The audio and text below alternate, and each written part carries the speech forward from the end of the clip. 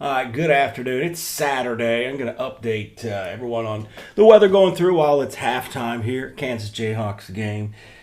Not the best end of the half, but again, we've got this line of showers, occasional thunderstorms out there. It's not severe, and the instability, it's not all that great. Even ahead of this is where the higher wind shear is. In fact, I'm going to take a look at the screen here. What we've got is this arching line of showers, occasionally producing a little bit of lightning. But the as far as where the wind shear is the highest, it's out here. It's disconnected from the main line. So that's some good news there. Hey, good afternoon, Aaron. And what's going to happen is this higher wind shear and helicity, that's all going to be moving ahead of it as well. And I don't think we have a huge concern out here for the threat for tornadoes, anything like that. So that's some good news there.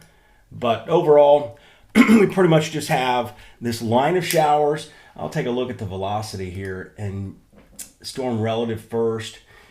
And I don't really see a lot of wind here either, but there's probably going to be some wind gusts behind this around, I'd say about 30 miles per hour. As we go forward, here's the latest from the Storm Prediction Center. Again, this area in yellow is the slight risk area, and it's way down south now. And it almost looks like the head of a dog or a duck up here in this marginal risk. So there's really not too much to be alarmed about here.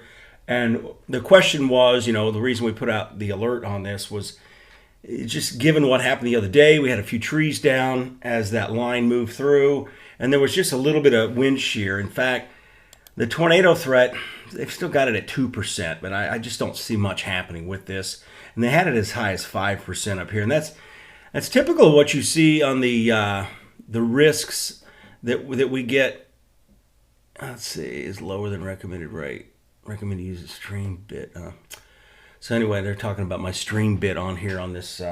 Probably should turn one of my TVs off. But anyway, the challenge is sometimes trying to figure out what the Storm Prediction Center is going to do, because they had a day one out 4 days ago, which typically you don't really see until you get into a higher end threat, and then it eventually ramps up. Usually you don't start with a slight risk 4 days out and then end up with barely a marginal risk. So that's the problem in trying to get the word out, and they've been doing that for quite some time now.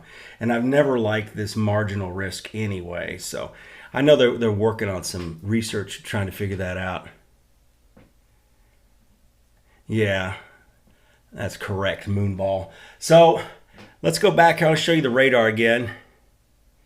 I appreciate you guys tuning in. Don't forget, you can subscribe here so you can get notification. I think a lot of you probably got notification that I was on here to begin with, and that's good.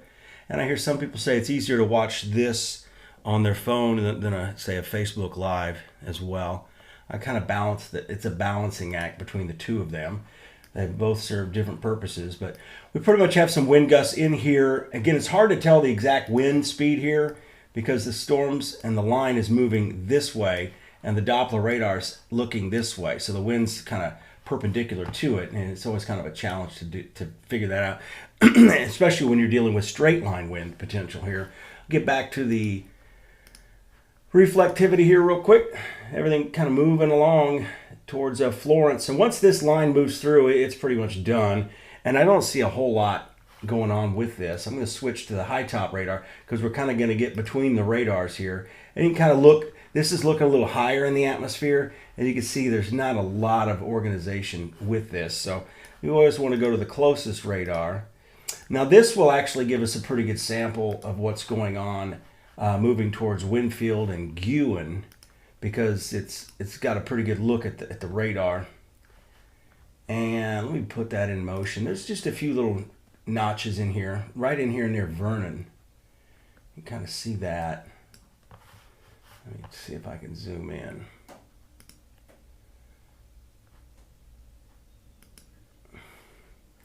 So we'll zoom in here just a little bit. And this is kind of, I have to watch that area there. That's southeast of Vernon. See what that looks like on reflectivity. It's got a bow in it as well.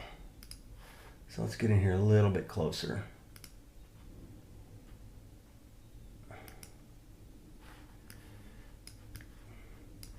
So there's Vernon, and we'll take a look at the velocity here. I want to match these timestamps. Get my glasses on here. It looks like this is 10 minutes old, and this here is up to date. So that's the challenge here. Is again, when you're looking at this, you can see the velocity. Again, we're down here out of our viewing area. This is the Birmingham viewing area, but there's just a little bit. There's a kink in this, and where that's coming from is kind of a bowing segment within this line here east of Vernon. I'll put that into motion again. So we're probably looking at some stronger winds there. In fact, that just changed. See how that's now up here. So let's see if the velocity is updated. No, it has not. That's kind of odd that the velocity has not updated. Maybe storm relative velocity has. No, it's all 11 minutes old now. So that's something to look at. Again, these areas where you get these breaks in the lines and the kinks. I think I can do a command minus. There we go. I got a shortcut on the keyboard. But not much going on in the northern part of this line. And these storms are going to be a little healthier the farther south we go. And these will be tracking pretty much east and a bit northeast sometimes. So this will be moving into Coleman County. May get what we call a special weather statement on these. Let's see what questions we might have here. Yeah, definitely need a better second half, Joe. They've been kind of streaky lately. So hopefully we can get... Let me check my phone, actually, to see if the app on my phone is better, but it's the same. It's the same app. Just to see if that velocity is more up to date there. Yeah, it is up to date on my phone, so let's go back here and check velocity here. Okay, now it's up to date. Whoop. Oh, that's interesting. Check this out. That same area, we've got a couplet. Command plus. See that right there? Right in there. So we've got green is going to be towards the radar, red's away from the radar. So we do have rotation in this thunderstorm here. This is out of our viewing area though, but we definitely need to watch that. Let's see. And I'll put that into motion right there. So those are the quick spin up like tornadoes you can get. Again, this is northwest of Fayette, and this is going to be moving, I think that's Fayette County. So if this continues, there may actually get a tornado warning for this here. All right, and again, the challenge farther north along that radar, here's storm relative velocity. It's there. It's definitely there. Let's see if we got any debris signatures in here. Yeah, this is going to be hard to see. Nothing in there right now. So here's the reflectivity, and what's happened is this couplet, it's basically a comma head inside of this line of storms, and it's right in here. Again, the wind has been forced into this part of the storm. The northern half is where we have this area of weak rotation. Let's see how long that shows up. It's still there. Of course, that's the same volume scan, 143, so we'd have to wait to see the next scan that comes through. So let me full screen that for you so you can see it a little bit better. This would be a potential spin up here. I'm going to get in closer and see what towns pop up there, if any. Nothing really. But that's definitely what you look for when you start to get these types of storms along the northern edge here, there's really nothing really popping there. It's all right down here. Again, south of Ewan. This is well northwest of Fayette. Pretty much, let's see. This is going to be 6.4 miles due east of Vernon. Whoops. Turn the tool off there. So, yeah, I'd say at least a special weather statement on that thing would be needed.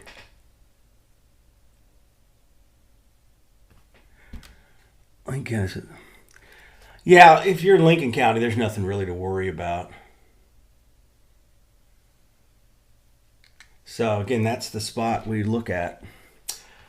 See, it's still stuck on the 143. It was updated at 149.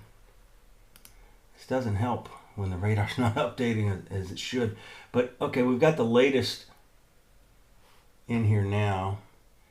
This line looks like it's getting stronger. Okay, this should be updating here. 143 still. But that's that couplet we're going to watch. Still waiting for the update. But let's see if correlation coefficient has updated on that. It has. The only thing that looks a little suspicious would be that area right there. Let's see what that correlates to on the reflectivity. Yeah, it's passed. Velocity. No update on the velocity. My goodness, come on. I think must be a radar issue here.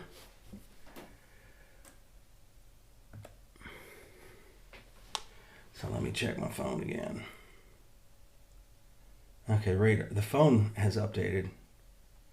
So I'm sure it's just a matter of time. It's not there anymore. So again, it's gone. Yep, this just updated too.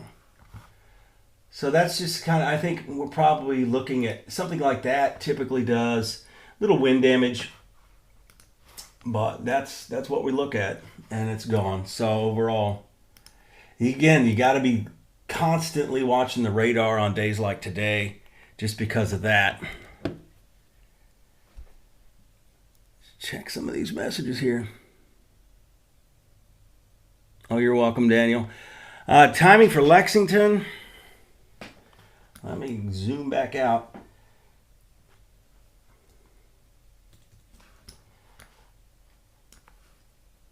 I mean, these are all coming through. Basically, the graphic I posted the other day, the timing's pretty much the same. So this line will continue to move east. Some isolated damaging wind is a possibility, but it's not, I wouldn't say it is likely. So overall, a lot of wind in the upper levels of the atmosphere out ahead of this line. And these are not reaching, you may see a wind gust here, 20 mile an hour or so, but this is where most of the wind shear is. And the only reason we would see any of these little circulations along this line has to do with, this is basically fluid dynamics. It's like a river of rain coming through, and as it moves east, it kind of it changes. There's some fluctuations in it. So that's the only thing there. But tough to kind of get a warning out on any of these if something were to happen in there. But again, I think that the primary wind shear that's going to maintain any of this momentum is hello all the way up in Ontario. Thanks for tuning in. So mainly, we're looking at a moving area, a wall of rain, so to speak. There's going to be fluctuations as this moves through. I would say this line is going to be about here by about 2:30, and then move into the Huntsville metro area around 3:30 or so, and then continue to about 4:30, 5 o'clock into the far northeast Alabama. Again, as I'm going to go back and show you, I think it's this one here. Here's the Storm Prediction Center, the outlook, the much higher threats down to the south. But I want to go show you some of the instability parameters we're going to look at here real quick. Let's see, research, forecast tools. We'll go here. So here's our area low pressure, 1,008 millibars, and it's just north of the shoals up here into the western part of Middle Tennessee. And it's actually getting stronger, and that's one of the reasons the wind field overall is going to get stronger. Here's the effective storm relative helicity, and again, this blue area, this is 300, this is 200, and it's ahead of the line, so that's why these storms can't tap into this higher shear, and as we go through time, this shear is actually going to stay out ahead of it, it looks like. So the only reason we would see severe weather, at least supercell type storms, would be something that develops out ahead of it, but there's just not enough instability. As we take a look at the Cape, this is surface-based Cape, and it's 500 right along the state line, but usually that's really, really borderline for even strong storms.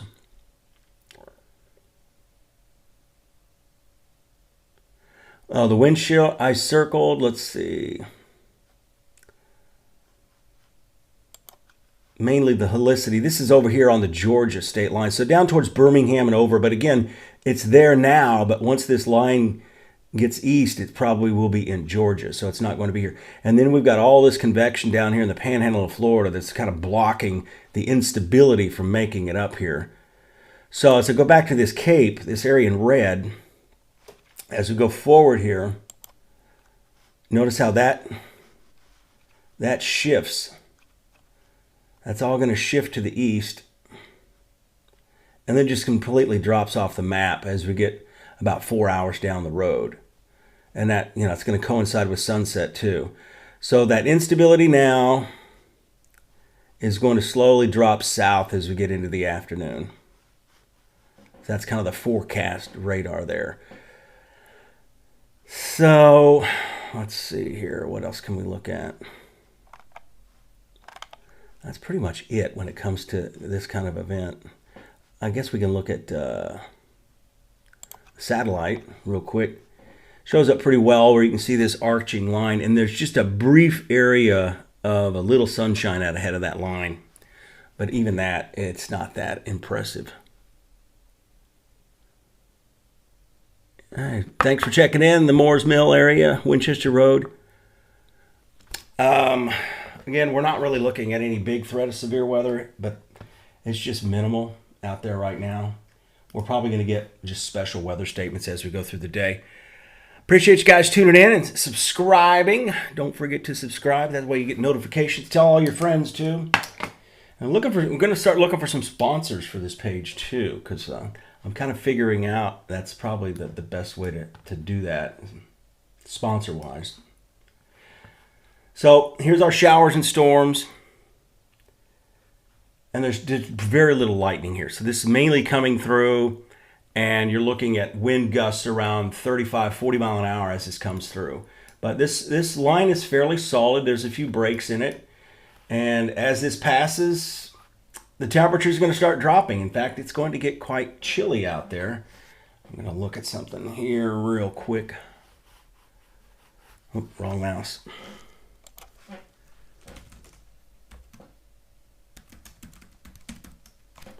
I'm going to see what's going on with the actual front here, temperature-wise.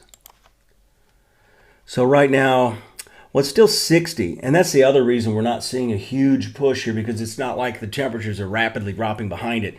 In Tupelo, the winds are gusting from the southwest at 32 miles an hour, sustained at about 20, and the temperature's 60. But you get into Memphis, the winds are gusting out of the northwest at 24 to 30 miles an hour, and the temperature's already in the 40s. So this is going to be a situation where the really colder air starts to move in probably around 8 o'clock this evening, and then just kind of sweeps through.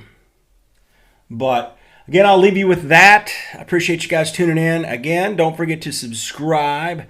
to the channel. I do a lot more. In fact, I was just last night. I was going back and looking at all the stuff I've done on this channel, and I started it back in 2011. I really didn't go through and do a whole lot with it. And I used to do this man cave update at my old house, and I just started putting everything together there, and it was pretty cool. I got like 40 views, maybe, things like that. But that's just the whole history of everything I've done on here, and it's kind of cool. I think, when you look back on your career and you see everything you've done, and then knowing that this is going to be here, who knows how long, but again, your kids get to go back and look at some of the stuff because they weren't interested when I was when they were younger. They probably didn't. They could care less. But I appreciate you guys again. I'm going to go back and hopefully my Jayhawks can have a little bit better performance than they did the first half. Of course, they've played a lot worse so far this year. Hopefully they can put it together. You guys take care. I'm going to sign off.